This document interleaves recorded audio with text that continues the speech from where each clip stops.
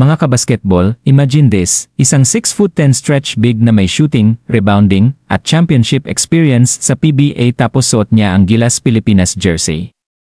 Mga bro, we're talking about Benny Boatwright, at malapit na siyang maging naturalized player ng bansa, depende na lang sa Kongreso. Pero ano ba talaga ang kaya niyang ibigay sa Gilas? Tara, alamin natin.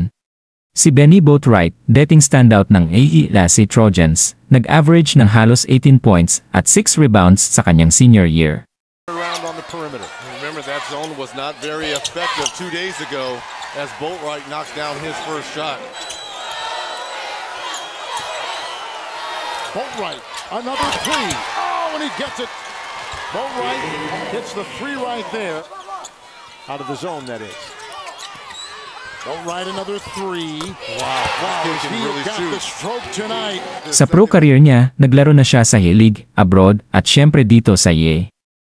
At alam nyo ba?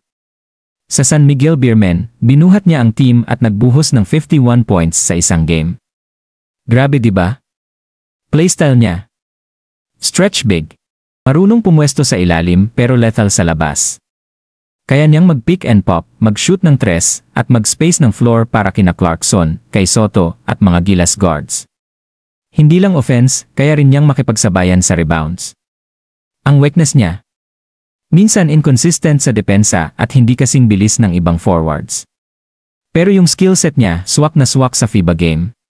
Ngayon, ang tanong, kailan siya makakapaglaro para sa Gilas? Ayon sa SIE, nakasalalay na sa Kongreso ang naturalization bill niya. Nakaschedule na ang hearing sa Committee on Justice, pero syempre, dami ring ibang bills na nauuna. So patience mode muna tayo mga kabasketball. Pero isipin nyo na lang, Gilas lineup na may kay Soto sa paint, June Mar for physicality, at Boatwright as a stretch big. Biglang lalaki ang spacing, tataas ang scoring options, at magiging mas unpredictable ang opensa. Sa mga international tournaments, ito yung klase ng weapon na wala pa tayo dati. Pwede siyang maging game changer, lalo na sa FIBA Asia Cup at World Cup qualifiers. Kaya mga bro, kung makalusot agad sa Kongreso, posibleng makita natin si Boatwright nakagilas uniform late 2025 or early 2026.